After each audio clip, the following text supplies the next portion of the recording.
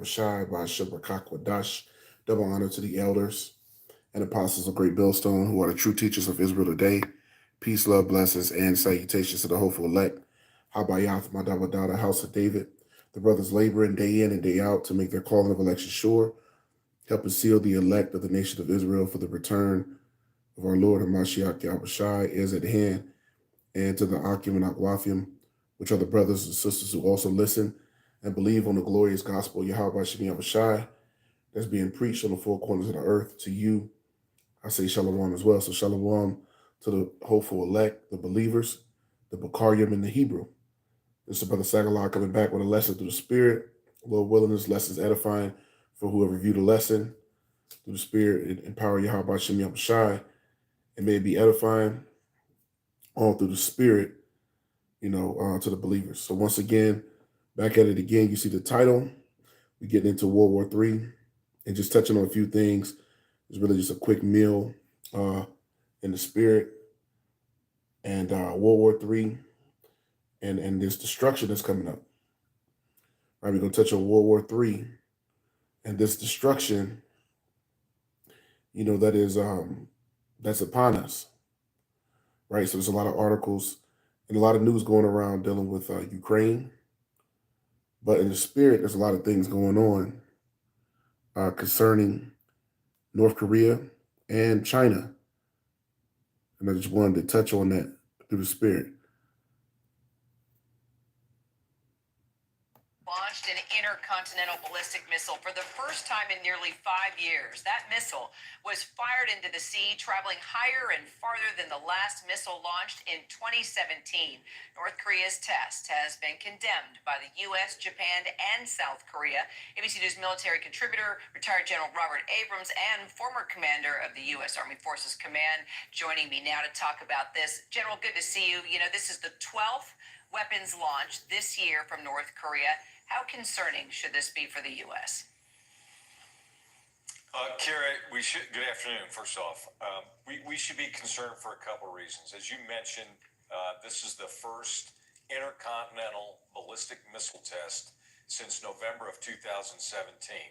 All the other 30-plus tests between now and then have been short-range and a couple of intermediate range ballistic missiles that could potentially range Guam and Alaska. But this test today signals a capability that they have a missile that can reach all of the continental United States. So, and that should get everyone's attention. Well, and pointing out just the range that this had, it landed near Japan's exclusive economic zone, and Japanese officials called that launch a threat to peace and security. What message is Kim Jong-un trying to send right now? Well, I think KJU's got really two principal messages. The first one is, hey, I've been under your sanctions regime now, your stringent sanctions regime for about 5 years, and it has not slowed down my weapons development program 1 inch. The North Korean people and our scientists are capable, we're strong enough to overcome anything from the hostile Western world. So I think that's the first message, that they're strong and capable.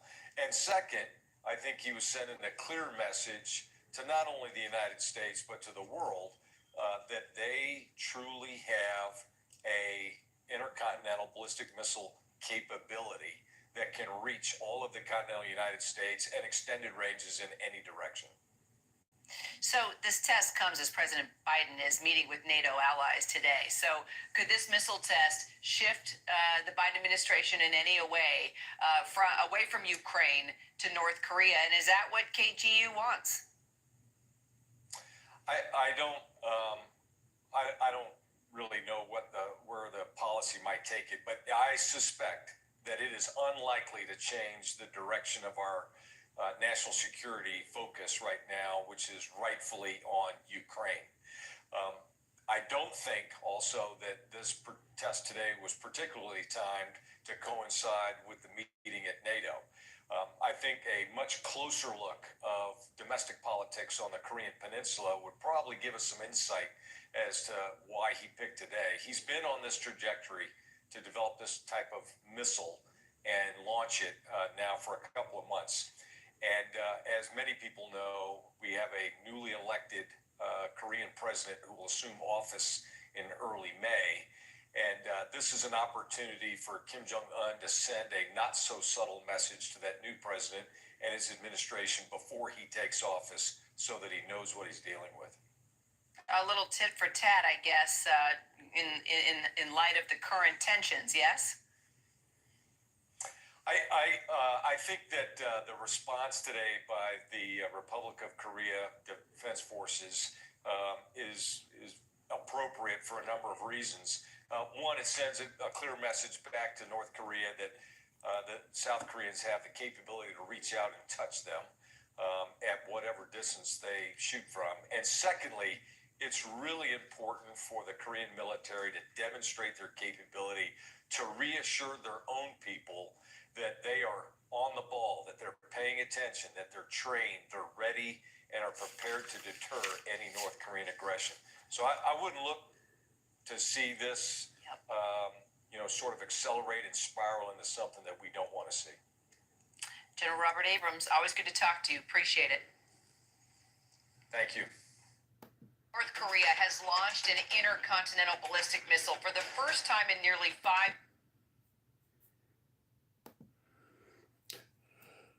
Once again, all praises to Yahweh Shem Yahushua, the God of heaven and earth. Double honor to the elders and apostles of Great Millstone. Peace, love, blessings, and salutations to the brothers doing this work in truth and sincerity. The house of David, Habayah, to the brothers and sisters that listen, the Akim and Akwathim who listen and believe on the gospel to you, I say shalom again. So greetings, blessings to the hopeful elect. I'm going to jump right into it. And we just saw the video. And I'm going to go also, we're going to get a little bit premise of the lessons off the video in this article, and did a few precepts. This lesson won't be too long. Now, I just wanted to touch on a few things. This article here is dated March the 8th, March the 8th, 2022, right? And it goes into Taiwan. It says Taiwan watches China as China and the world watch Ukraine. So what we see with World War III, the nations and the missiles, is that everything's lining up. All the pieces of the puzzle are coming together, which is the work of the Most High Yahweh Shem Yahushua, Proverbs 1:21. The king's heart is in the hand of the Lord. Also, when you go to Daniel 4, the 4th chapter, it tells you also, Daniel 4:17, that this matter is by the decree of the watchers and the demand by the word of the Holy One, to the intent that the living may know that the Most High ruleth in the kingdom of men. Sirach 10:8, the kingdom is being translated from one people unto another. Right? All these things and many other precepts show forth that all the pieces of the puzzle are coming together. So this is World War III that we're witnessing the beginning. We're witnessing the beginnings of World War III. We're witnessing the nations rising up and the missiles, which is gonna be the end game, right? Which is gonna be what brings forth the salvation of the nation of Israel and the destruction of Babylon simultaneously. So now I have a few words here. The word provocation. So North Korea shooting this missile was a strong act of provocation. When you go into provocation, it goes into actions or speech that make someone annoyed or angry, especially deliberately. One of the synonyms goes into prodding. Prodding means to poke, right? So just the same way that the bear is being poked, which is Russia, to move with strong provocation, is the same way that North Korea, and China is being pushed by the way of provocation for China to go in and take over Taiwan, and for North Korea to send a message to Japan and South Korea, which, we'll get into this article and speak a little bit about that. Now, Taiwan, it says, watches a Yahweh Shem Yahushua Barakatah, to all the Akim and Akwath, get on, Shalom, Wabarakim, Damyat, Shalom, peace. Now, it says Taiwan watches China as China and the world watch Ukraine. So this is another piece to the puzzle that's going on here in these last days, which is Taiwan, has been, under a lot of, rhetoric, propaganda, if you will, from China to be taken over. So they're preparing for China to invade them, just the same way that Russia invaded Ukraine. So now, as we get into this article, I'll get a few more terms. So we got the word provocation. Now, says the action of provoking unlawful behavior or urging someone to behave unlawfully, rousing, to stir up, to pressure, irritating. So all these things to the different nations are becoming irritants. So seeing what's going on, with Russia and Ukraine, is pushing these different nations to want to move because Babylon, is losing its power, is losing its fervor, is losing its rule, its strength over the nations. So now all these things push forth proxy wars. The scriptures say we will hear of wars and rumors of wars. So what are those wars and rumors of wars? The proxy wars. You look up a proxy war, it's an armed conflict between two states, which are two nations. It says, or non-state actors, which act on the on the behalf of another partner that may not be directly involved with those hostilities.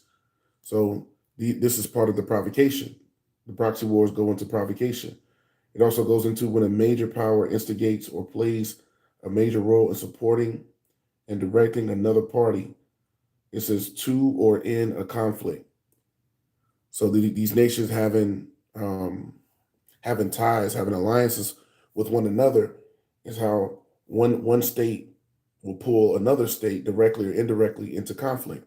So if any member of NATO is attacked, which you have Russia in Ukraine now, let's say if Russia invaded Poland, then that act would cause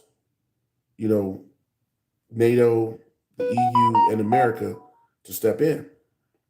If Taiwan is invaded by China, then that would cause, because America and Taiwan are allies, and to step in. No different with North Korea and South Korea or Japan or anything else. We saw those missiles being shot off by Kim Jong-un, in the beginning of the video, showing you what? Showing you that provocation is being, seen all throughout the earth, that the earth is in great instability. When you read in Zephaniah 3:8, it tells you the Lord's determination is to gather the nations, that they may fight. And we're going to get into that. So World War III, the nations coming together, the alliances, and the provocation, and the proxy wars, all leading to the missiles. So let's get into it. We'll start here in the book, after we read a little bit of this, in the book of 2nd Ezra, the 15th chapter. Now it says, so South Korea, China is closely watching the events in Ukraine to evaluate its own strategy towards Taiwan. The island's foreign minister has warned. When we watch the events in Ukraine evolving, we are also watching very carefully what China may do to Taiwan. Joseph Wu said during a press conference Monday, some analysts have pointed to parallels between Russia's designs on Ukraine and fears over the future of Taiwan, a self-governing island democracy that Beijing claims as its own and has not ruled out taking by force, right? So China is looking, to move in to take back Taiwan, which is the same thing that's going on in Russia and Ukraine, because the old USSR had more of those territories going into Eastern Europe. But after the old USSR, Russia fell, a lot of those territories, were remarked. A lot of those nations that were under Russia, were given liberation, so to speak. And then the fall in '89, of the wall in Berlin that separated East and West Germany. caused more of those nations to be reconfigured in what is now Eastern Europe. It goes on to say the danger will be that the Chinese leaders think that the Western reaction to the Russian aggression is weak and not coherent and not having any impact. The Chinese might take that as a positive lesson, added Wu. While discussing additional steps that Taiwan has taken to help Ukraine, asked if he is concerned the crisis in Ukraine makes it more or less likely China will make a similar move. Wu said the world has seen an expansion of authoritarianism, pointing to the joint declaration issued by China and Russia last month. So China and Russia coming together as part of the provocation. Continuing on, President Xi Jinping has also spoken, which is the president of China, of course, about the rejuvenation of the Chinese nation, including building up militarily around China. Wu said China has repeatedly refused to condemn Russia actions in Ukraine, and on Monday, the country's foreign minister Wang Yi described relations between Beijing and Moscow as rock solid. So, the Russians and the Chinese, are rock solid allies, right?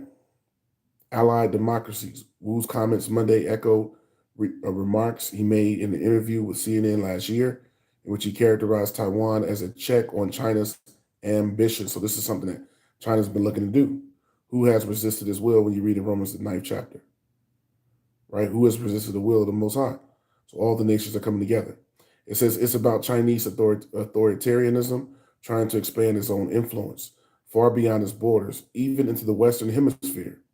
Wu said in June 2021, they want to exercise their authoritarian rule and impose the authoritarian international order. This also goes with China having power not only militarily, but economically, because Babylon has become weakened. Now, this goes on to get into Zelensky, the president of Ukraine, so on and so forth. But I want to go ahead and touch on, this here. This, all that we're seeing, once again, Zephaniah 3 and 8, the determination of the Lord is to gather the nations, which Yahweh Shem Yahushua is doing. The Spirit of the Lord is gathering the nations so that the battle of Armageddon, in the English, the mounting of the troops will happen, which is all biblical prophecy. So this is Salakia, 2 Ezra 15 and 20, and it reads, Behold, saith the Most High, I will call together all the kings of the earth. So the Lord, through these different alliances and through these different nations, having a beef with each other, having a vendetta, these nations coming together, being, against one another. These are the wars and rumors of wars, once again. This is the Lord calling together all the kings of the earth, the kings being the rulers of these nations, the presidents, the prime ministers, as they're called, right? So on and so forth, which are the rulers today, which are also known as the powers when you read in the Bible, the powers of the earth. 2 Ezra 15 and 20 again, Behold, saith the Most High, saith the power, I will call together all the kings of the earth to reverence me. And what is that reverence? It means to fear. The Lord is calling the nations together to fight so that they will reverence him. Yahweh Shem Yahushua is known as the host, the Lord of hosts, the Lord, of the armies. He's the host of the battle. He mustereth the host of the battle. He's bringing together the nations to fight. So it says to reverence me, which are from the rising of the sun, from the south, from the east, and Libanus. Libanus, you look it up, goes into Lebanon, the mountains of Lebanon. Lebanon, it borders Israel to the west. It borders the nation of Israel to the west. It says to turn themselves one against another. The Lord is gathering the nations to turn against each other, one against another, it says, and repay the things that they have done to them. And what are the things that they have done to them? Is what has been done to the children of Israel when you read in Joel, the 3rd chapter. Now let's show that. It says to repay the things that they have done to them. Joel 3 and 1, for behold, in those days and in that time, which is the last days, when I shall bring again the captivity of Judah and Jerusalem, when the Lord takes away, our people from being in slavery, right? That's going to come by way of Yahweh Shai, our Savior. That's the Lord taking away the captivity. I will also gather all nations. So the Lord is doing it. He's gathering all nations, as it said in 2nd Ezra 15 and 20. And will bring them down into the valley of Jehoshaphat, which is Yahweh Shaphat in the Hebrew, the valley where the Most High judges, Yahweh judges. That's what Yahweh Shaphat means. And will plead with them there for my people and for my heritage, whom they have scattered among the nations and part of my land. Deuteronomy 28 and 64, right? Jeremiah 17 and 4, Deuteronomy 28 and 68. These are some precepts that come to mind. So now, I'm going to go right down to the point. Let's go down to verse 9. So this is what the Lord is bringing to these nations that he's gathering together. Joel 3 and 9, proclaim ye this among the Gentiles, the heathen nations. What is the proclamation the Lord wants to go forth? What does the Lord want to be proclaimed by way of the prophets? It says, prepare war, that war is coming, World War III. Wake up the mighty men. These are all the warriors of the different nations. Because pertaining to Exodus 15 and 3, Yahweh is a man of war. Yahweh Hashem Yahushua is his name. So Yahweh and the Son of the Most High are men of war, like father, like son. It also tells you in Revelation, the 19th chapter, also when you look into it, that, Yahweh Shai is coming to judge and make war. Prepare war, wake up the mighty men, let all the men of war draw near, let them come up. And what will be the reason why they would draw near and come up? Verse 10, beat your plowshares into swords and your pruning hooks into spears. Let the weak say I am strong. So a lot of these agricultural nations and nations that before were not, key players in geopolitics, that weren't regarded as much, on the international scale. Now a lot of these nations have nuclear capabilities, which over a dozen nations have, right? Which there's probably more than that, but there's at least a dozen nations or more that have nuclear capabilities. So that's part of the weak, some of these nations that weren't regarded as much, that have become strong now because they have that weaponry to compete with Babylon, right?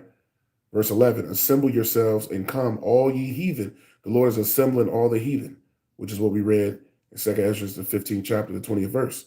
And gather yourselves together round about. Thither cause thy mighty ones to come down, O Lord Yahweh. Let the heathen be weakened and come up to the valley of Jehoshaphat, or Jehoshaphat, it says, which is Yahweh Shaphat, the valley where the Lord judges. For there will I sit to judge all the heathen round about. So the Lord is gathering the nations to be judged for what they did to the nation of Israel. This is the recompense, right? The controversy of Zion. Verse 13, put ye in the sickle, for the harvest is ripe.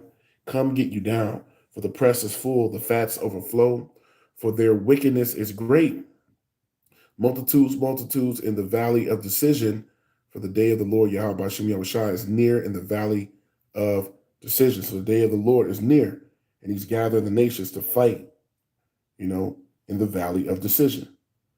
Now, let's get a little more understanding about where this valley of decision is at geographically, because it also goes into geography.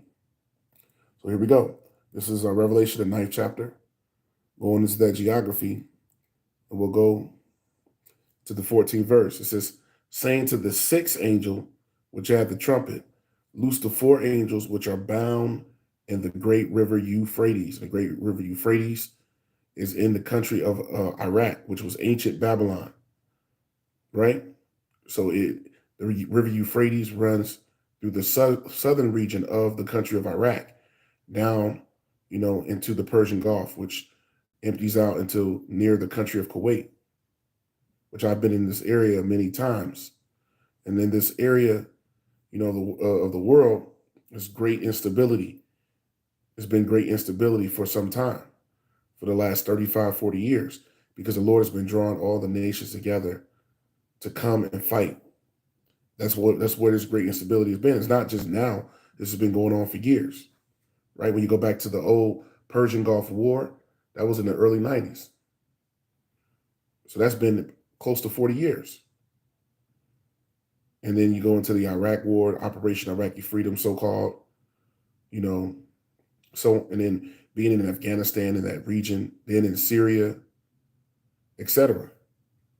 You know, and then the issues with Iran, all of these things show forth what?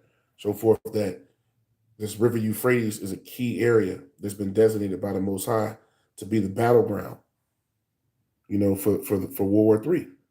So let's see what's going on in this great river Euphrates. The four angels are there doing what?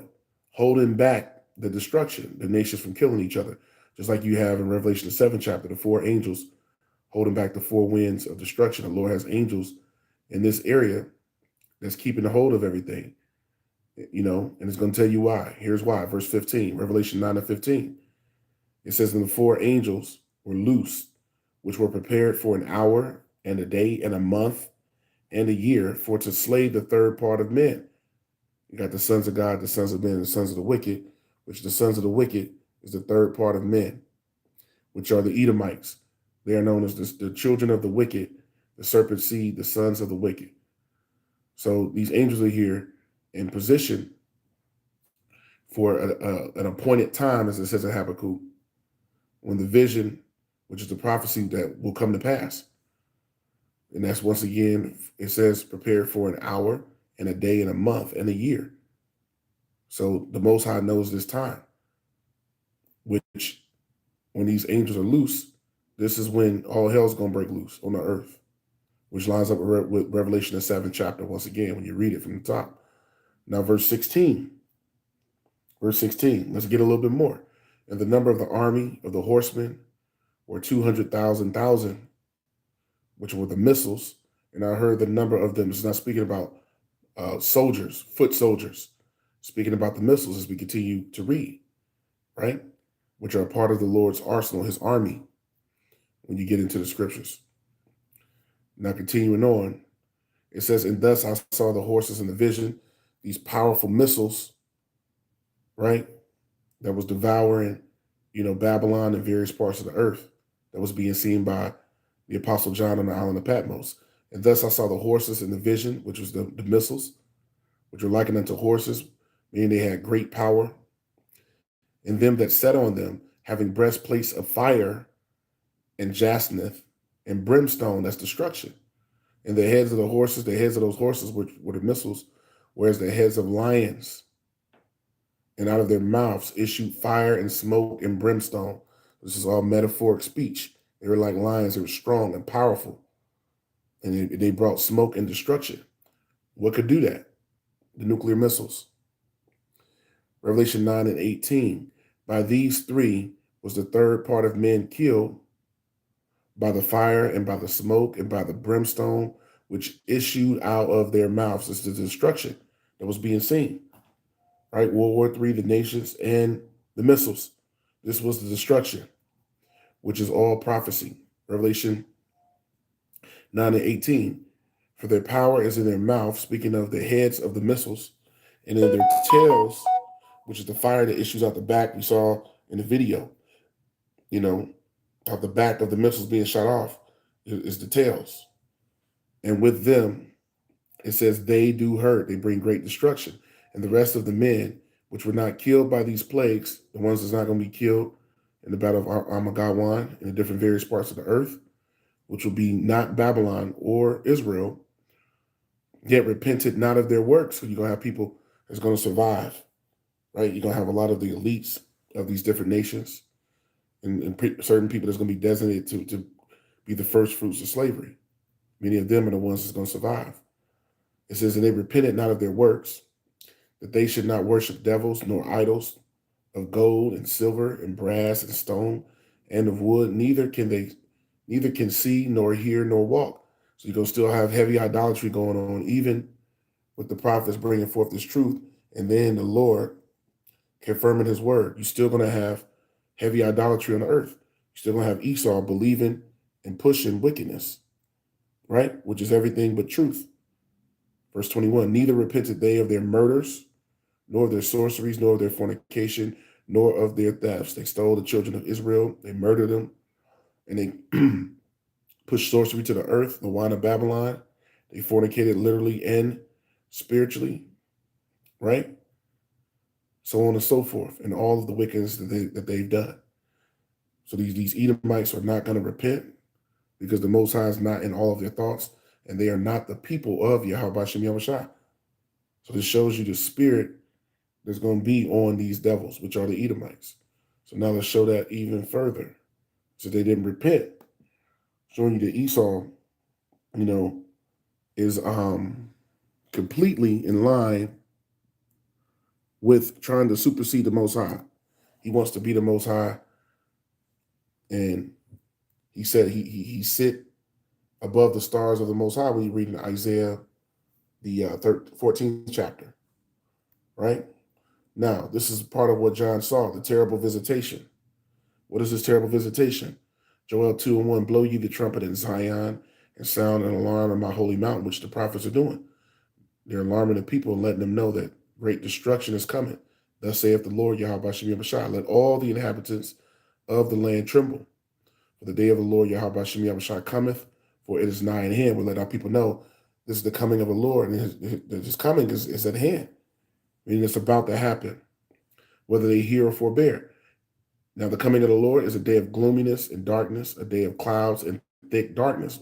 And this lines up with plenty of precepts. One is Amos, the 5th chapter, start at the 18th verse.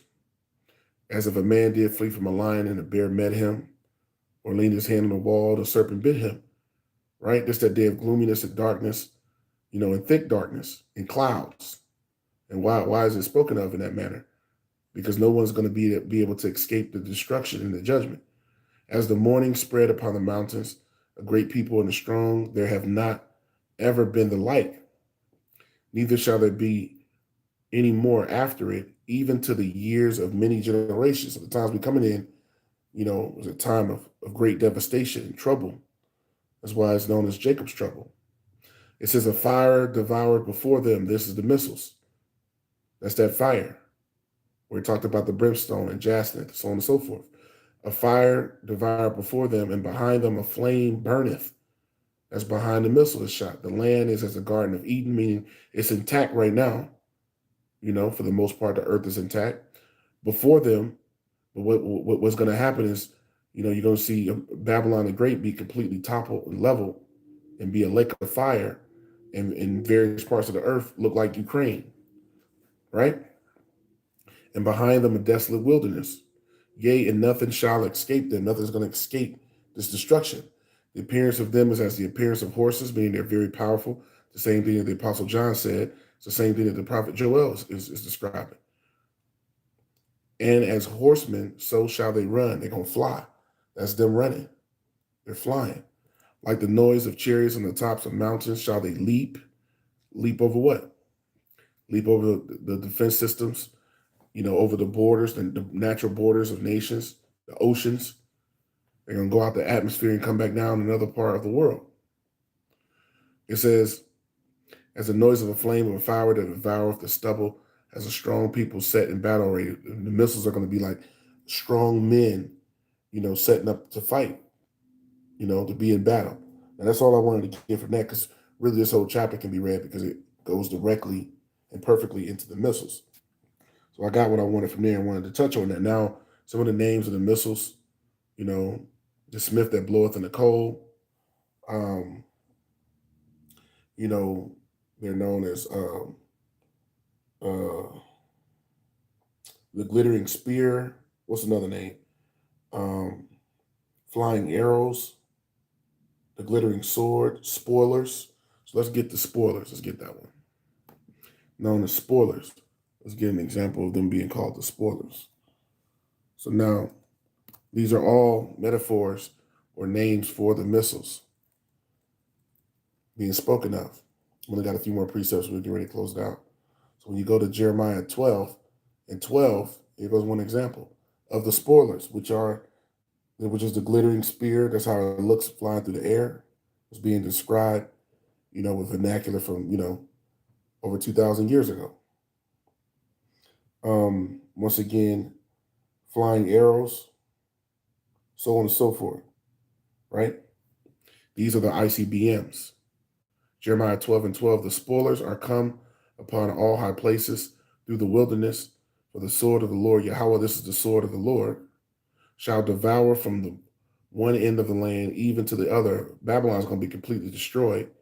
No flesh shall have peace. So the only way you're going to be able to have peace or to escape is to have peace is if you are, beamed up on a chariot, if you are given salvation, right? So it says no flesh is going to have peace. So the 2/3 of the heathen and the wicked is going to be in the land of Babylon, going to be destroyed. They're going to be completely devoured. Let's show another example. Let's go to Jeremiah, the spoilers, which are the missiles. Let's go to Jeremiah 51. This is Jeremiah 51 and verse 48. Once again, this is World War III, the nations, and the missiles. So we're seeing the ICBM'S, the missiles, being spoken of, and there's plenty of precepts. Just wanted to touch on a few. Just get a quick meal through the Spirit. So these are the spoilers. We're going over one of the names of the missiles, what they're called in the Bible, spoilers. Jeremiah 51 and 48. It says,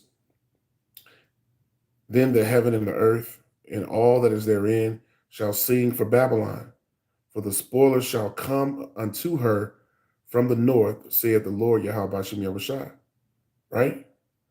So it says, and Babylon hath caused the slain of Israel to fall, so at Babylon shall fall the slain of all the earth, all the people that are here, and all the nations that are conjoined to Babylon. They're going to fall when Babylon falls. That's why it says in Revelation 18, they're going to weep. The nations are going to weep, seeing the destruction of Babylon afar off. It's going to be televised. So those spoilers. Now, when you look into the word spoiler, it goes into ruin, right? To deal violently. And what's going to do that? The missiles. To devastate. The missiles are going to devastate. That's why it said it's as the land of Garden of Eden. It's like the Garden of Eden before them, and then a desolate wilderness, right? It's going to devastate, destroy, to spoil. That's what it means. Why it's called the spoilers. They're going to spoil the plans of the wicked. It also says to assault. It says an act of violence, which is destruction. So they're going to bring a great destruction, which it says in Revelation 18, with great violence shall that city Babylon be thrown down. Revelation 18, 20 through 21. So these are other examples. Now it's another one. Let me go down. Here's another example of the spoilers. Jeremiah 51 and 53. It says, though Babylon should mount up to heaven, and though she should fortify the height of her strength, yet yet from me shall spoilers come unto her, saith the Lord Yahweh Bashem Yahushua. So no matter about the Space Force that they have, right? That new branch of the U.S.